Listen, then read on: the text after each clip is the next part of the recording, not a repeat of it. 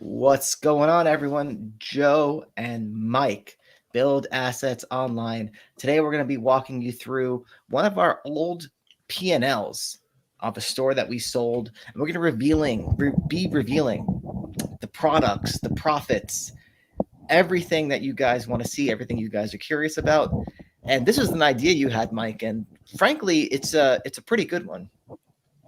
It came to me in the middle of the night, Joe, like a premonition. People want to see actual sales. They want to see what high ticket dropshipping really looks like.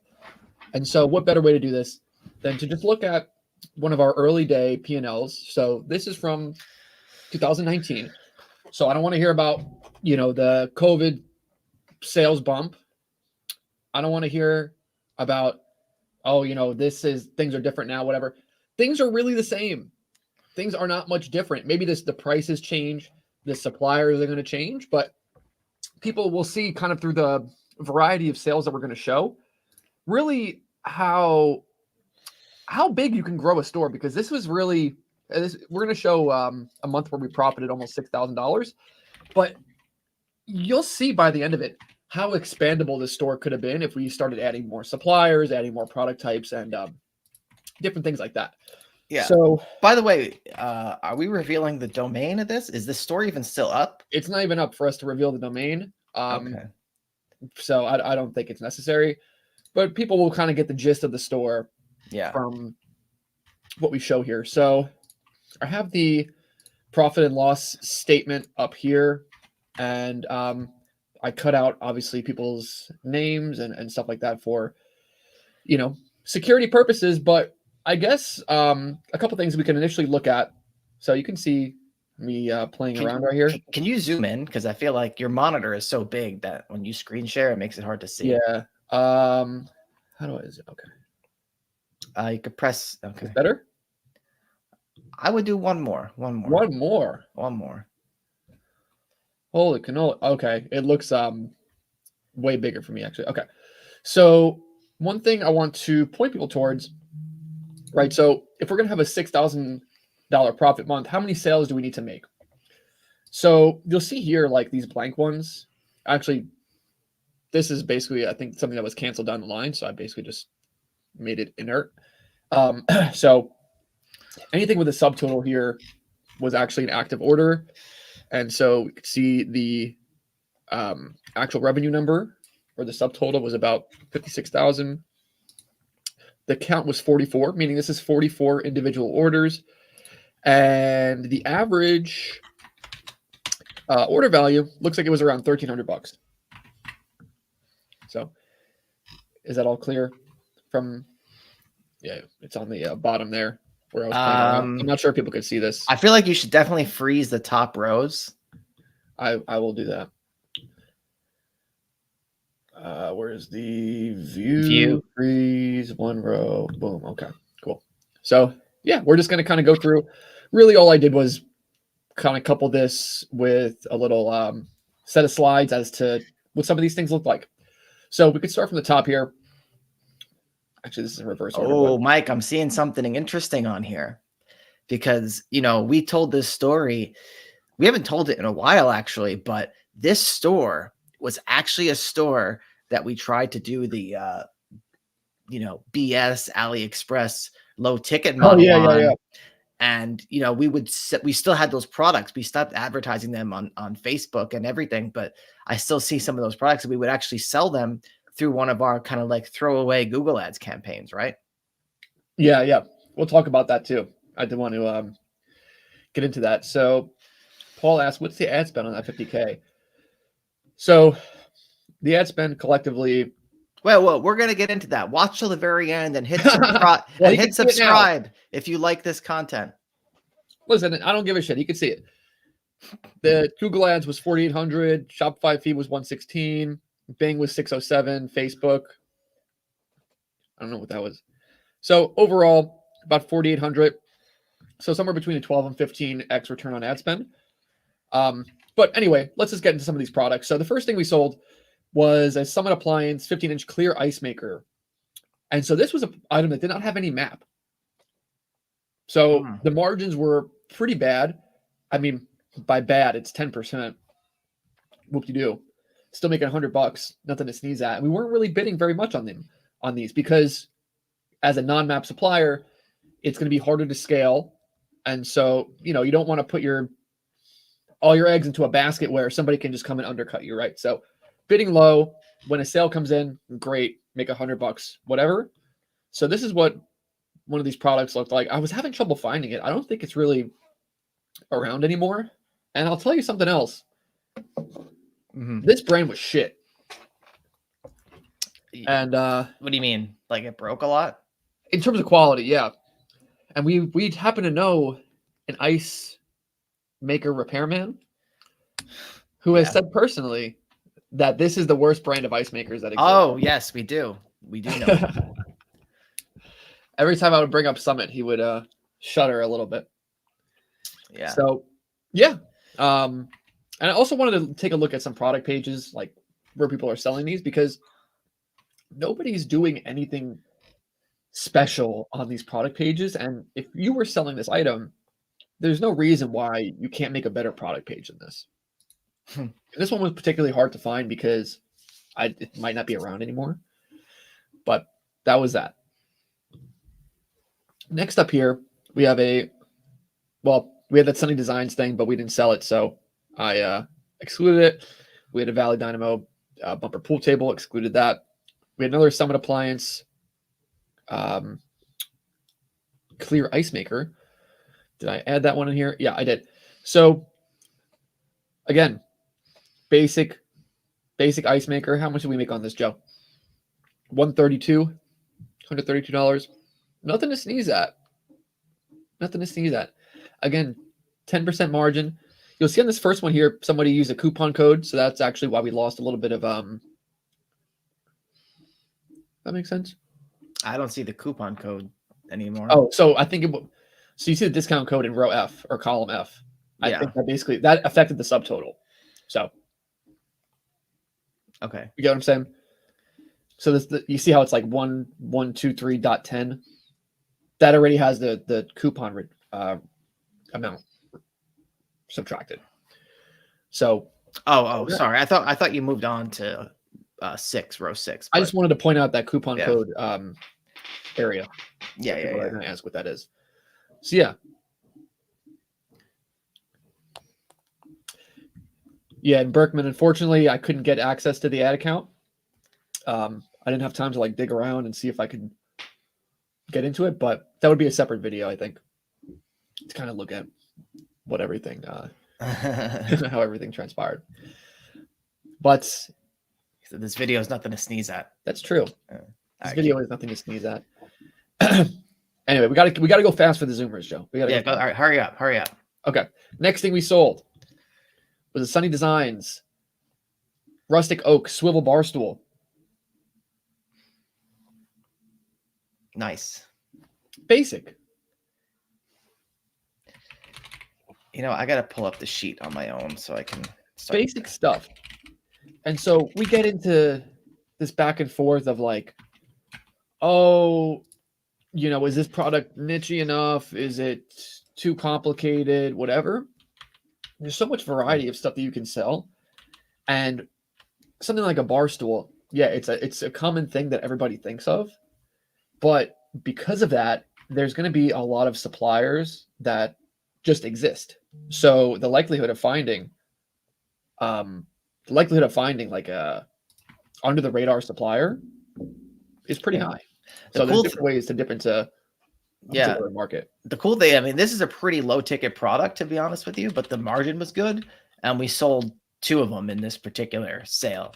If you look at the line item quantity, right? So shipping cost was basically pretty low for us, and so that kind of gave us but here's the thing, right? We made less on those than we made on those refrigerators. But this is a map. Right. And maybe it was an easier sell because it was so cheap. Right. Well, also, no, never mind. I'm thinking the line. Oh, the line below it. That's a canceled order, right? You said that earlier. I was looking at the row 8, but that one is just canceled, I guess. Different order. Right. Right. So I didn't add like every single item here. If it was another bar stool, then I'm not just going to add it. You get the fucking point. But yeah. So that's that. Sold another ice maker, made $106. And then we get into row 11 here, which is an Alavino Flex Count 2-door wine refrigerator. So let's take a look at this. Kind of contrary to what we saw with Sunny Designs, and I was saying, oh, you can kind of dip in and find some like low-key suppliers for really common product types. This is something where Alavino is like the most drop shipping saturated supplier I've ever seen. Mm. And this was true back in 2019. And so what you had was really, I don't know what you call it, but this was not something we really tried to bid very hard on. We would sell kind of a bunch of these, but the margin, we made like $55 on this, which is really bad. So now it's like a 5% margin. Now, let me ask you this. If I remember correctly, or maybe I'm hallucinating this, were all their products necessarily super competitive? Because didn't they sell, or didn't they have some other offshoot brands? We're going to get into that, Joe. Okay. All right. So that's not just in my imagination. We're going to get into it. Right. So yeah, these Alavino wine fridge, because wine fridge was like the most common idea for drop shipping back in, the late 2010s. And so Alavino was letting everybody in. Everybody's competing over these products. They had MAP, but the margins were just terrible as well. So people ask, oh, is this good margin? Is that good margin? It's not like I was bidding crazy, but a sale comes in. Okay, we make $55. Yeah. And I also want to mention, people are going to ask, oh, how, like, who was running this? How much were you spending on employees? Stuff like that. So the truth is, we had basically one employee, and she was managing a few stores, or working amongst a few stores. So she was getting paid. She was a U.S. employee. She was getting paid maybe $13-14 an hour. And what is that a month? 2,000 something? But you spread that among 3 stores, maybe even 4 stores. I don't remember. It works out to be pretty good. And this is a store you could totally have a VA run if they're a good VA. Yeah. So, and it's not like she was overworked. I mean, we're looking at dealing with this whole sheet is like less than 50 orders, and it's not like all of them are. You have to communicate with all of them. Right. This is less than 2 sales a day. Yeah. So it's like, what does she do? What does she do all day? She takes a few calls for this one particular store, answers a few calls, sends in some purchase orders, fulfills some trackings.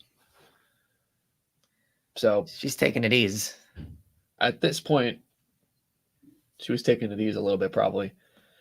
But yeah, I mean, when you add on the other stores, it kind of created more of a workload. And then, if it got too much, then we could kind of plug someone in to either handle a task or, take an individual store all to themselves. Yeah,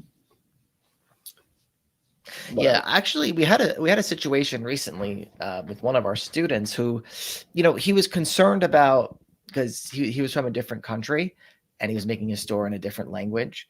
And so he was concerned about he wouldn't be able to find like a super cheap VA. And he was concerned that once he brought in someone, say at $2,500 a month or $3,000 a month, that it was going to eat so much into his profit margins that it wasn't going to be worth it.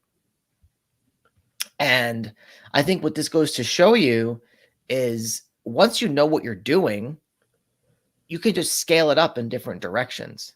Because this is truly the perfect example of, we had one US based employee. She was making $2,500 or something, $3,000 a month. And, if we had her just on this, first of all, she wouldn't be able to fill up her day. And second of all, it would cut so much into the margin that it wouldn't be worth it for us. But our philosophy has always been, I think we actually learned this from Shramko in a way, Yeah, I was going to say is that. that when you hire someone, it allows you to, keep putting stuff on their plate, I guess. Right. Like I'm trying to think of how to explain the philosophy, but I guess it's that you can think outside the box when it comes to somebody's overall job. People like are used to the corporate structure where everything is like you're in this little box of what you do, but it doesn't have to be like that. You can hire somebody, and like I said, I had to manage 3 stores. So all right, you do this task, you can assign them a bunch of random things, kind of. Yeah. And so you create your own job, you create your own description, and so that's kind of a important point was that we were able to like, yeah, one store at $6K a month, probably not worth it to have a $2,000 a month, $2,500 a month employee on it, and it's not enough workload. So how do we expand things to have her, working enough and make enough to where it's worth it? Well, it's pretty easy to just make new stores and get new stores to say 3,000 a month, whatever. And now it kind of makes more sense where if she's making 2,500 a month, she's working on 3-4 stores, that comes out to 600 something a month per store, and frees up our time. So the math kind of works out when you do it like that. And one of the things that's greatly understated as well is that when you have someone in that position, it forces you to make more money because you're like, I have them, like, I got to give them something to do. I think that is one of the most greatly understated things about hiring someone. Yeah. Especially if you don't have enough for them to do, is it's going to force you to quickly find stuff for them to do. And that is just going to like leverage your exploratory powers and your ability to find, maybe not new ways, but adding more, what is it called? Assets, more money coming in, whatever. Right. It's a gift and a curse because you're reducing the flexibility of your business a little bit, but at the same time, you're forcing yourself to kind of stand tall. We probably wouldn't have had the same drive to grow if we just had, we were doing everything ourselves. So our time is kind of stuck in the business and all that. So anyway, moving on. Where were we, Joe? We were talking about Alavino, and then I see we sold another Summit for 140. All right, a little bit better. Ram Game Room. Okay, Ram Game Room, Texas Hold'em table. Wait, what's this? What? Did we miss this one? The Sunny Designs. I don't know. We're all over the. Oh, that's number 12. So, Sunny Designs Santa Fe server and back bar, 2413 DC. So we made $285 on it. It was a $1,300 product, so about 20% margin. Pretty good. And take a look at this. It's a typical back bar, but I guess, is this a niche product, Joe? Because it's not something I see people really brainstorming. Yeah, I guess I haven't seen too many. Different students say, "Oh, I'm gonna sell servers and back bars." Yeah, I'm surprised actually that people haven't really thought of it. So this is kind of an example of, all right, our initial idea was, okay, well, we're gonna sell home bars, whatever, maybe some bar stools, and so we get in with this one supplier, Sunny Designs, and lo and behold, they have just a huge selection of products. They have MAP, they have, decent margins overall. And so now we see that there's these servers and back bar, which is almost like I don't know, it's kind of like a piece of furniture, not necessarily like super bar related. But in any event, now this is a more niche product that we've, been made aware of. So we could have easily searched server back bar in Google, find out, all right, what other brands exist for this type of product, contact those brands, and really expand this side of the catalog further. But I think I mean, at this point, we had a bunch of stores. It was like we weren't going super crazy, but this is a direction you could go down if you're seeing, okay, I'm selling these Sunny Designs bar stools. I'm selling the back bars. I made what I make, 285, almost $300 on one of these. Nothing to sneeze at. So already, like, how many different product types have we sold? Ice makers, bar stools, wine fridges, back bars, 4 different product types. Each of those product types, we could have gone after more brands. And just you expand from there. You keep going from there. But what's next? The Ram Game Room 84-inch Texas Hold'em game table. Again, look at this product page. This is something that's still being sold. Not bad. Not bad, but if you wanted to beat out somebody like this, what's the easy way to make your store stand out? Aside from a discount code. Free gift. Free gift. Why not? What would somebody want with a Texas Hold'em table? Chips. Chips. You get them a whole thing of chips. And yeah, just send it right from Amazon. Who doesn't want more chips? You can never have enough. Can never have enough. You're having a Hold'em night with the boys. Have a nice fresh thing of chips. Just move them around in your hand. Yeah. Talking about gambling chips. I don't know what you call them. Not a potato. But anyway, we sold that for $1,140.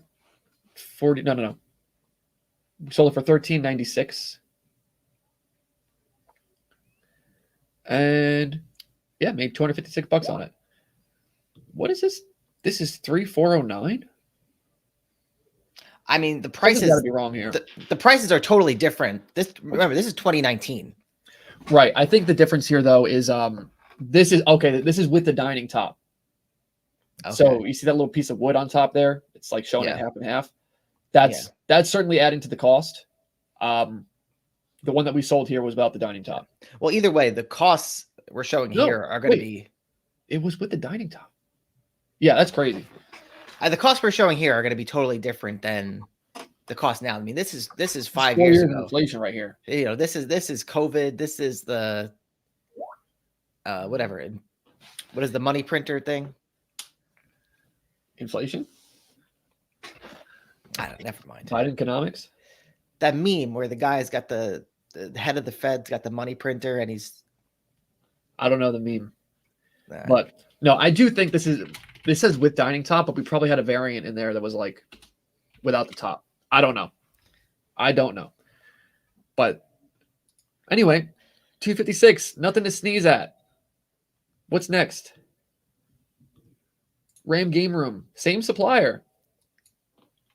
Hold'em table. These are the different things you find once you get in with a supplier.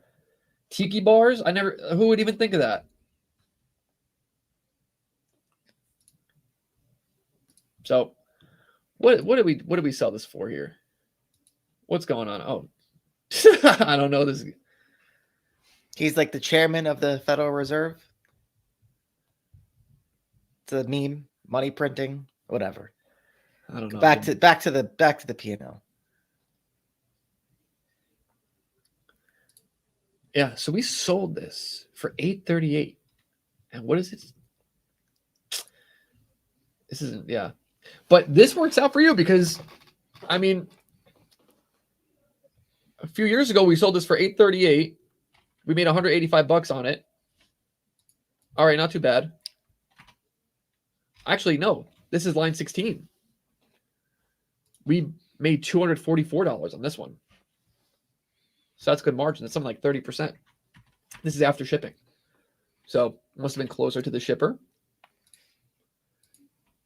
Yeah, $244. Now it's selling for double the price. That could potentially mean instead of making 250 on this, you can make 500. So it's all relative. But anyway, again, if I wanted to expand the store out more, Ari, search all the tiki bar suppliers, contact them. Now your tiki bar selection is expanded. This is the only tiki related thing that we had in the store. We could have had a whole tiki section. Yeah, I think tiki, I mean, there's other tiki things for sure. How do you feel about tikis? I don't really understand it. I don't know what it is. I don't know the origin. So I don't really have a feeling. Anyway, moving on, line 17. What is this, Joe? Butterfly dull knife. All right, this is listen. We were doing some AliExpress low ticket drop shipping here. Like I mentioned, this store started out, we were selling like different like alcohol accessories, like shot glasses, wine decanters. We were doing Facebook like a free shipping offer. So it was like $1 and then they pay like $16 shipping or something. And we had some products on here left over as like remnants, I would guess. And so, like we always say, we kept the products uploaded. We put very, very, very little ad spend into them. It's kind of like throwaway ad spend, right? Like if it doesn't spend on the main stuff we want to spend, it would default to this, and it basically cost like a penny a click. So yeah, that's how we sold some of these butterfly knives. We paid thousands of dollars for low ticket dropshipping coaching. We made this store. We were selling print on demand shirts, hoodies, running Facebook ads, again, getting coaching from a prestigious low ticket coach. Got no results. Lost a few $1,000s in the process. Yeah. So we said, screw it. We're going back to high ticket. Converted the store right over to high ticket. Same domain, everything. And we left some of these stupid low ticket products on here. And when I went to run ads, just had them on, maybe 2 cents, 5 cents, I don't know. And what happens? I don't know. We would sell them sometimes. Let me ask you this. Do you think, given our prowess in terms of ads and in terms of SEO,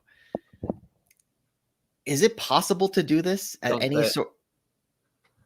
I'm just asking, is it possible to do this as a theoretical concept with any sort of big return with what we know now?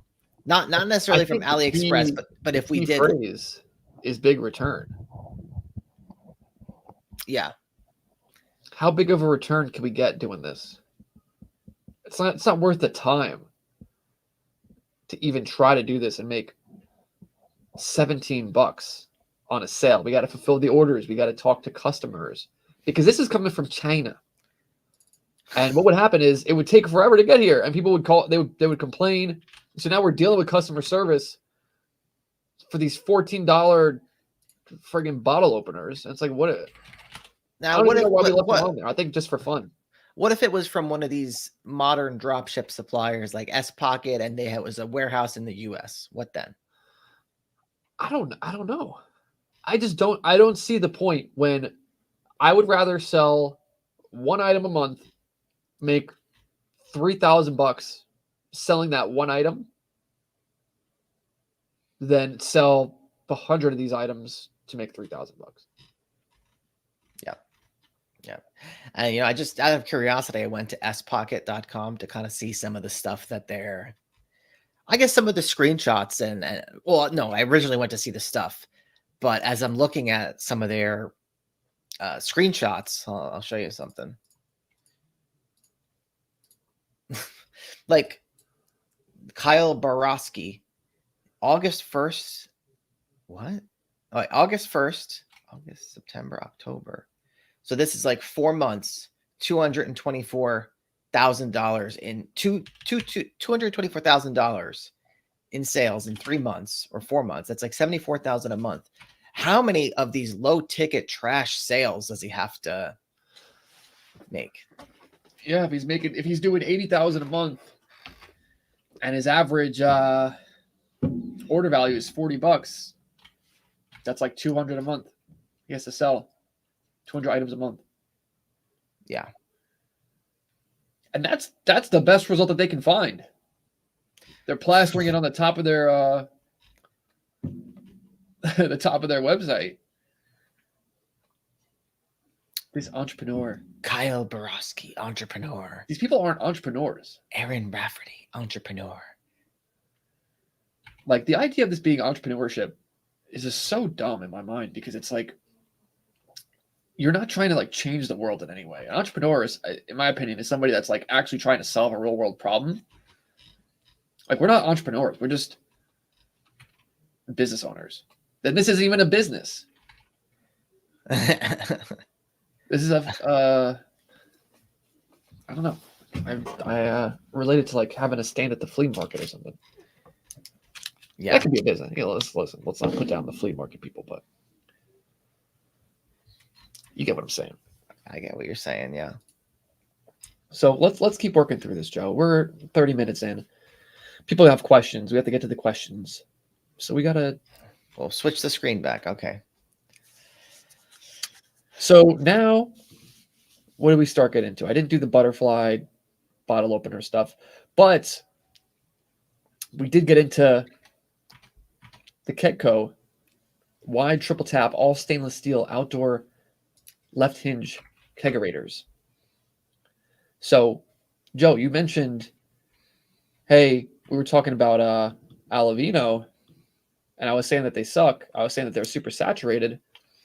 Well, what happened was we found that Alavino and Ketco were owned by the same company. People weren't selling Ketco like they were selling Alavino, because everybody was too focused on, oh, I'm going to do wine coolers. Wine coolers are us. Good wine coolers. Guess what they missed out on? The kegerators. Right. And does a customer care if you're selling wine coolers on the same store you're selling kegerators? Of course not. So we said, hey, let us sell some of these kegerators. I said, okay. So now we're selling kegerators. We are one of the early adopters, besides for some of the big box stores. And now we're selling kegerators. So the margin on these were a little bit all over the place. I will say that. So like on this one, we sold it for $2,000 and then we made $200. Again, 10% margin. Bad. But easy sales. It was a really good supplier, actually. They had everything down pat, easy to work with. So can't complain. Ram Game Room Tiki Bar again. $185, 20% margin. Another Ketco 4-tap commercial grade. I think we had lower margins on this one. Yeah, we made less than 10% because the customer used a coupon code. Again, I don't care. Easy sale. The one after that, we didn't even make money. I made $3. Again, I don't care. It was so profitable with the ads that we were just going to keep rolling with these kegerators. So, moving on. 8 Sunny Designs crossback bar stools. $300 profit on a $1,500 order, 20%. Pretty good. Ships FedEx, UPS, whatever, out the same day. Easy money. This one here. Who the hell is that? Me? No. I don't know. Is that They charged my card. I don't know what you're talking about. You know what I think it is? What? It was that one guy who like flipped out in the Discord. Yeah, I refunded him. Yeah, he got his money back and we kicked him out. I don't know. Yeah. I think I don't know. Whatever. Anyway, let's get to this one. Line 24. Breeze Air WKSL wine cooling system. So this one we got an insane margin on. Almost $2,000 on a $4,700 order. So that's something like 40%? Maybe a little bit over 40. This one, I think we got a special deal on. It just, everything hit. It was close. to the shipper. Maybe we got a little discount because it was 2. And this was a big unit. We had pretty good margins on this. So what is this product? Let's pull it up. These were wine cellar cooling units. What is this? Basically like an AC unit for your wine cellar. Again, super niche. And this is something, somebody made a comment here. I see most of the profit comes from these 2 $1,000 profit sales. Well, if you look here, our actual gross profit total was $1,100. Something more like, sorry, 11,000, more like 12,000. So I didn't get into the ad account to see how like the actual ads were dispersed, like what I was spending a lot of money on. But what I will say is we did spend a lot of money on this company because it's a really niche item. So there's only so many brands that can solve the problem of wine cellar cooling unit. So this would get generic sales, you would get branded sales. And yeah, we were heavily competing on this type of product. So it may have just been that a lot of ad spend went to that too. And you could factor in, that $2,000 sale plus this $2,000 one still only makes up 4,000 out of like the 12,000 we made in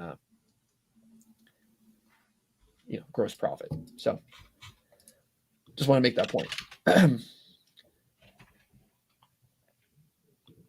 Any final words on this, Joe? No, are we gonna get into the big margin ones? I did in a This was a separate big margin one, Joe. We made like $2,000 on it. Oh, but there was another one. The right. the table. Yeah. So now what did we sell here? Valley Dynamo Panther pool table.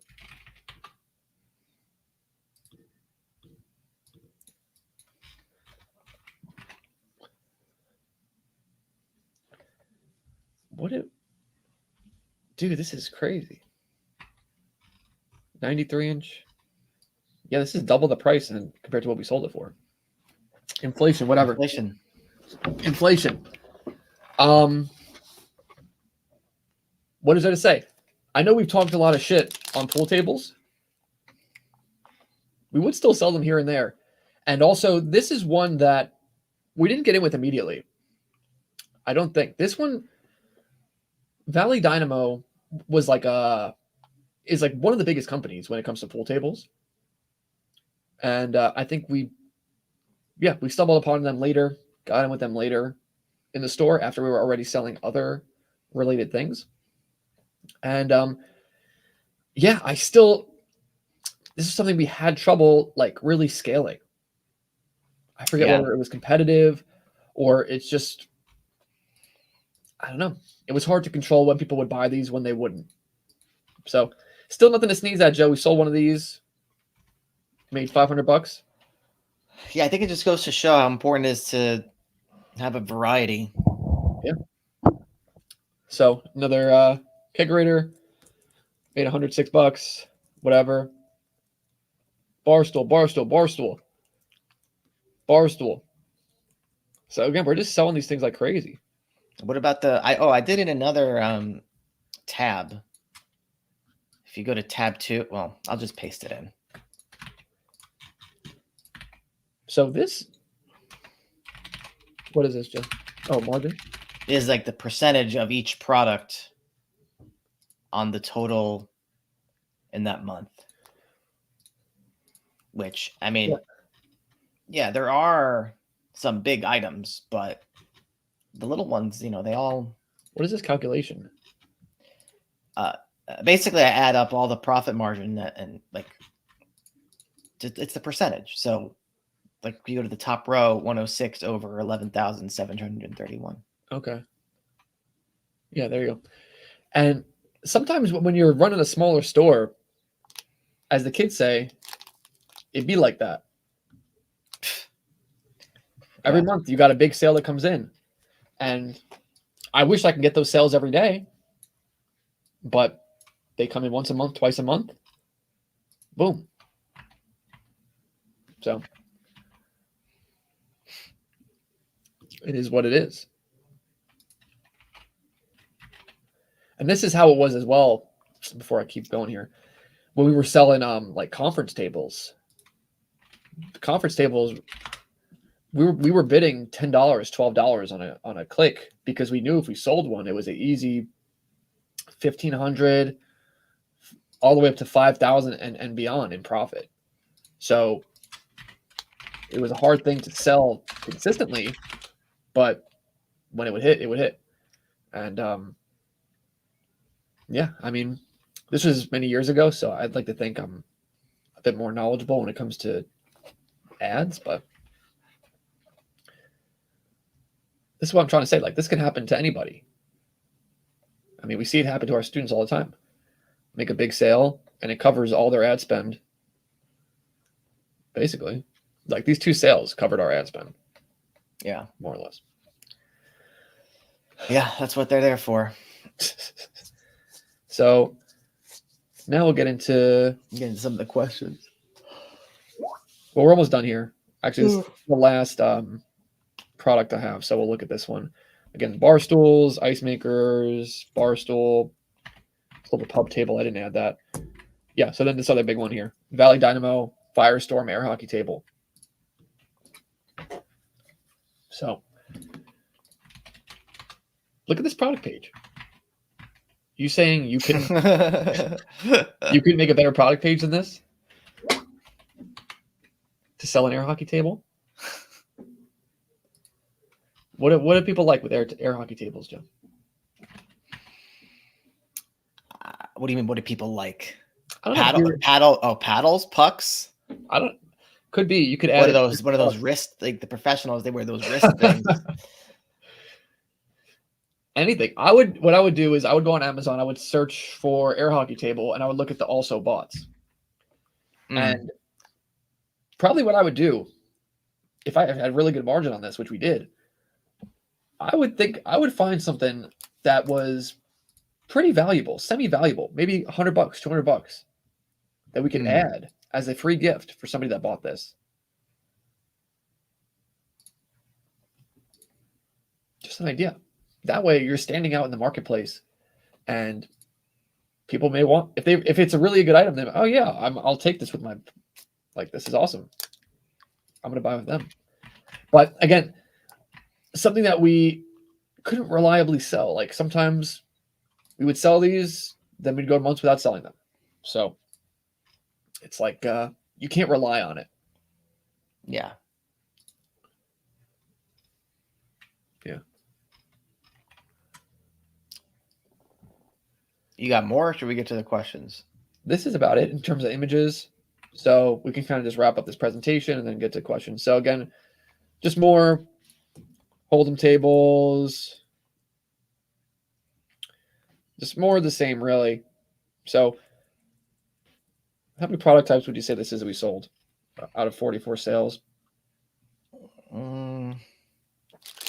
10, 8 to 10, yeah. So let's get to the questions. Can we do it? Yeah. When do you guys think it's best to start a second store or double down on the current one? What helps make the decision?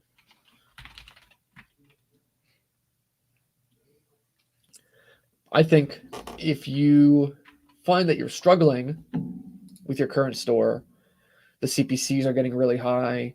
Maybe there's no kind of extra suppliers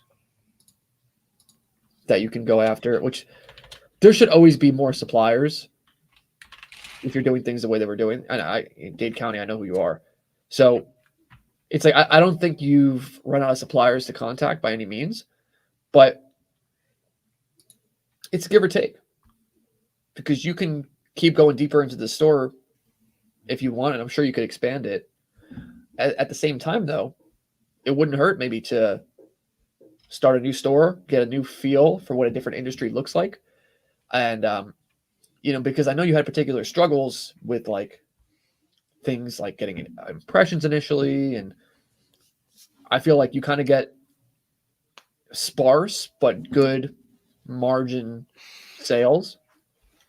Maybe you go into another industry, one that's maybe less niche, almost like a barstool type situation where you can make more frequent sales. Again, it gives you a different feel. So it's something we could talk about. But there's no right or wrong answer. Like back in the day, all we really knew how to do was get stores to make a couple of $1,000, and then we just make a new store, because like going from 2,000 to 10,000 and staying at 10,000 consistently or something, that's something we struggled with. So it was hard for us just to have one store. But I see Jacob is chiming in here, and he was saying, "Hey, Bob, been a while since I've spoken in Discord, but I made $100K in a month from robot lawnmowers and robot pool cleaners."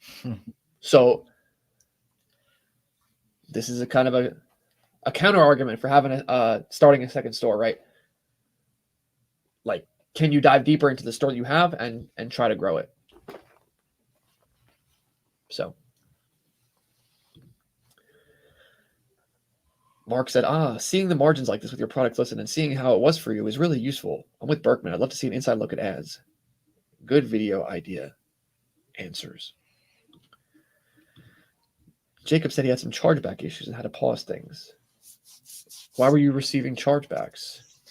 Jacob, were the robots breaking? He said, you guys are right about niche and search volume. LOL. I prefer underground niches. Or it doesn't matter the niche and search volume. Yeah. Boom Shack said, I'm suspended from Google and no sales from 1.5 months Bing ads. Can you tell me what's wrong with my site? If you share your site, we'll take a look.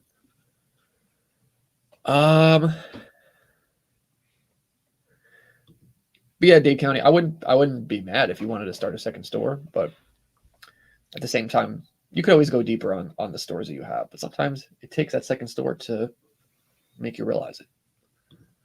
So I believe, Dave, when you feel like you're capped out with your main store in terms of product types, brands on board, and refined your ads to a point where you can't scale anymore. So I believe when you feel like you're capped out with your main store. Right. So like the store that we're looking at here, we were nowhere near capped out. Right. We don't even have multiple suppliers for these different product types. Correct me if I'm wrong, Joe. Well, what do you mean? I'm not sure what you mean by that. There's not one thing on this list that's the same product type from different suppliers. It's the same product type from different suppliers. We didn't sell bar stools from any other brand other than Sunny Designs. Right. We did carry some other ones, but we never really sold them. Yeah, but think about how many bar stool brands exist. Yeah. Like, could be thousands. And we didn't really dive into that. Stuff like the wine cooling systems, yeah, there's not a whole lot of them. There was maybe 3 or 4 brands that existed. But again, just the concept of the store was, like home bar, game, that type of thing, right? So there were so many things within that category we could have kept expanding to. And by the end of this store, we did have more like kegerator type suppliers. We had more, I think, wine cooler suppliers. And we did expand it out a little bit. But even things like, there's so many niche things, like even just selling. Let me pull this up here. For us too, it's always been kind of like a feeling. Like, it's not even necessarily like we don't do like a calculation in terms of we're capped out now. It was always like, I wonder what that industry would be like if we went into that. So not everything has to be like a calculation of sorts. You could just have a feeling and say, you could go out, I remember being out and about and seeing products, be like, oh, that's a niche, that's a niche, that's a niche. So I feel like that could be a driving force as well. Because, when you're paying attention, you start to see things that, you see things in a new way. It also depends like how much free time you have. Yeah, exactly. If you have a bunch of free time, start a second store. Who gives a shit? You can run both stores pretty easily simultaneously. Like we had 4 or 5 stores we were running. Yeah, and that's because we had a lot of time to make all these stores. Right. If we were like a job at that point, that would have been, pretty shitty. But that wasn't the case. So one thing I was going to say here was, again, like there's even commercial like glycol taps. So you see that the thing on top here, the spouts, basically. Glycol. What's that? This is something I found right as we were going to sell at the store, and so we never actually got into it. But like, it's a whole separate product type. Glycol, cool. Glycol bar tab. Let me try searching that. Yeah, glycol beer chilling system. Micromatic, 12 kR, beer garden polished stainless steel, cool right glycol cooled, 12 tower tap system. Right. So like you can get into these commercial type tap systems, and again, so many things that can go on within this realm when you set your store up the right way. And that's really the big point. Yeah. So where were we here? So Joe, SEO question. What's your take on using your own PBNs with HTK SEO? I feel like it's not. I mean, you could certainly do it. I feel so. We've done a lot of new sites lately, just for a couple local projects. Have used some PBNs. Have used some other things like that. What I will say that I think is the most effective way to boost your SEO is you got to do your on page correctly. So you got to make schema and do like. Well, you don't have to do that for like a Shopify store. You just get the JSON plugin or Shopify plugin or whatever.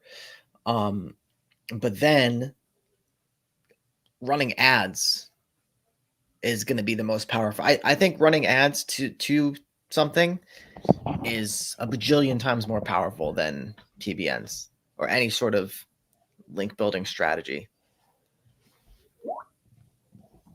Cool. I'll just say we had two like local clients, and two local clients. One built basically the sites are virtually identical in two different areas. One was getting a lot of ad clicks. The other one wasn't, just because of the search volume. The one that started getting a lot of ad clicks went right to position 1. And organic. What's that? Organic. Yeah.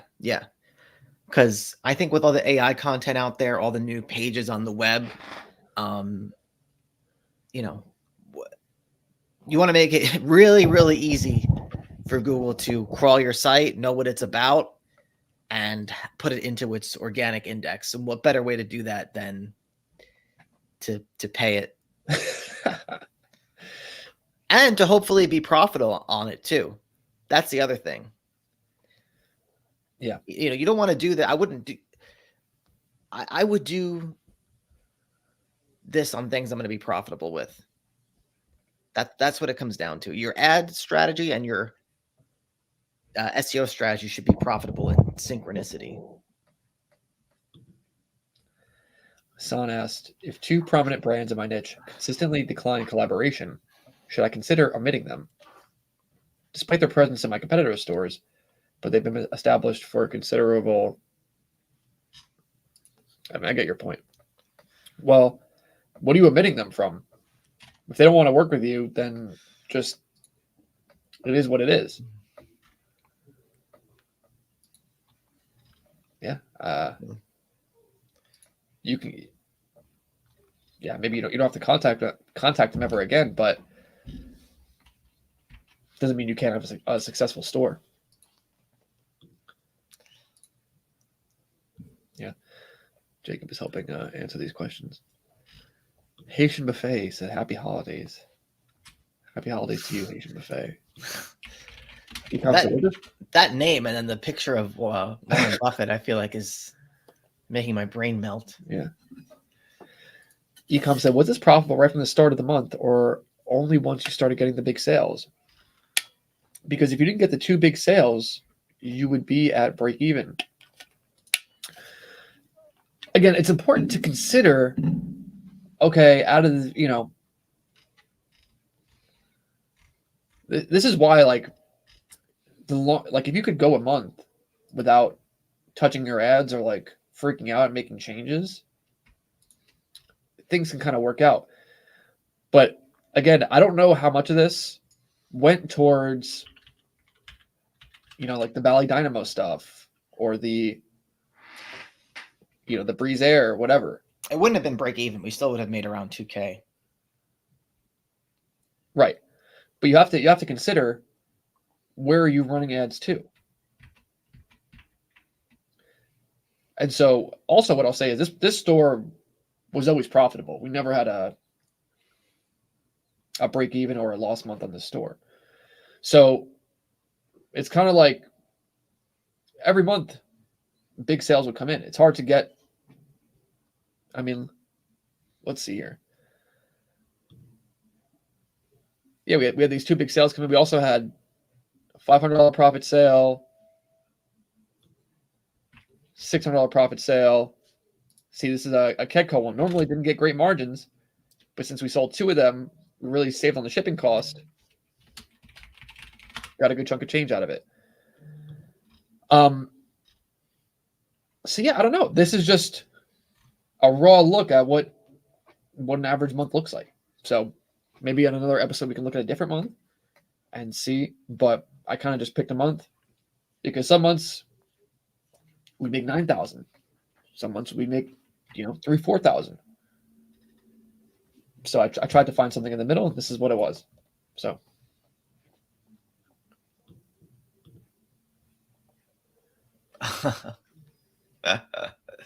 Now I'm reading Haitian Buffett. He's got a. Oh, yeah. Stupid.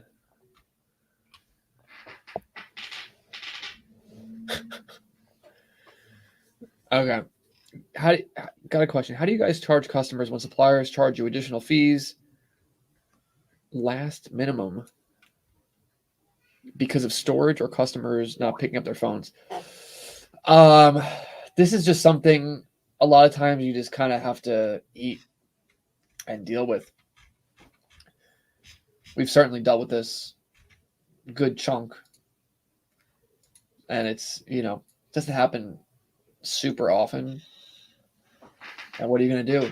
Tell the customer, hey, you got to pay $200 if you want to get your item. And they file a chargeback, and now you're scrambling to get your $2,000 item back. It's not worth it. Just get the item delivered, take the hit, move on,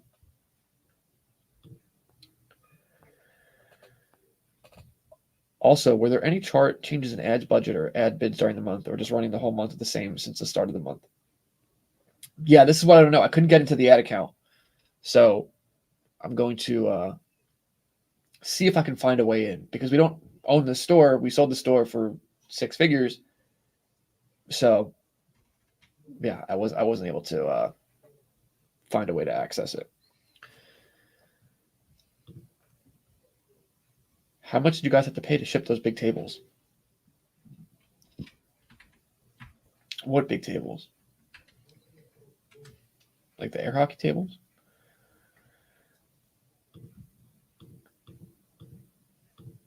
Yeah, this could be, and again, we're talking 2019 numbers. $500, $600 shipping. But the margins were really good, so it was built in. Again, same with this. It had the margin built in. Even this stuff wasn't cheap to ship. This is okay because this is like sticks, basically, but this wasn't cheap to ship. This isn't cheap to ship. This is cheap. Cheap. Pretty cheap. So any good supplier should give you enough margin to cover shipping cost and have plenty of profit left over.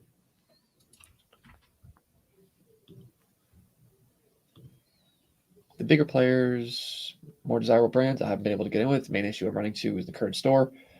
So thinking about scaling it with a second store in a different niche. Maybe new product types for the current store. Yeah, do both. Haitian Buffett. Thanks for answering my SEO questions, Joe. Going to be running a luxury wellness, saunas, spas, showers, etc. store in Australia. Cool. Haitian Buffett said, what do you think about the farming equipment niche?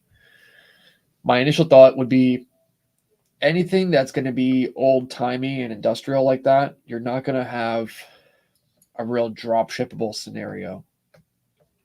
What are you gonna drop ship? Tractors?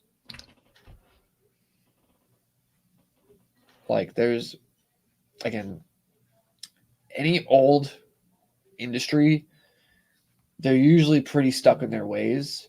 And so they're not used to drop shipping models. So what you're gonna find is probably bad margins, no map, that type of thing. And so you can go after this idea, you can certainly pursue it, but you can instead maybe approach it from a homesteading type store position. So you can go after all the farming stuff you want. Even, chicken coops or whatever. Like there's plenty of farming things I guess you can dream up, but if you frame it under homesteading, then it gives you a better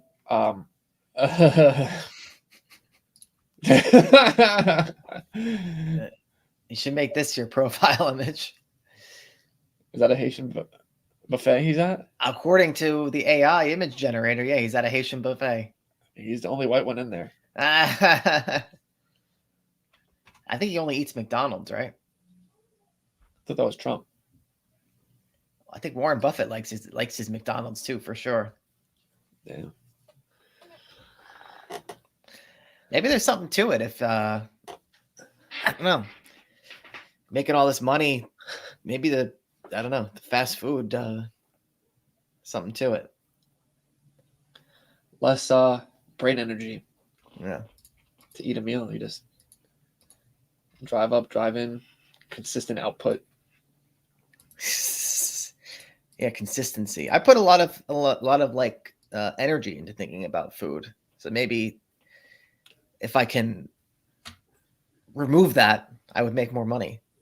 Put more energy focused on money things. Yeah. There's that it's like a meal replacement. It's called Huel. Yeah. Like oats and stuff. Yeah. Just live off Huel. But I think life would get pretty boring if you were doing that. It's like those developer schmucks would always what was it called, like Soylent? Yeah. These developers been trying to reinvent the wheel of how to quickly. They're trying to disrupt the eating industry. Right, they're trying to disrupt the eating industry and have these quick, easy meals when McDonald's already figured that out.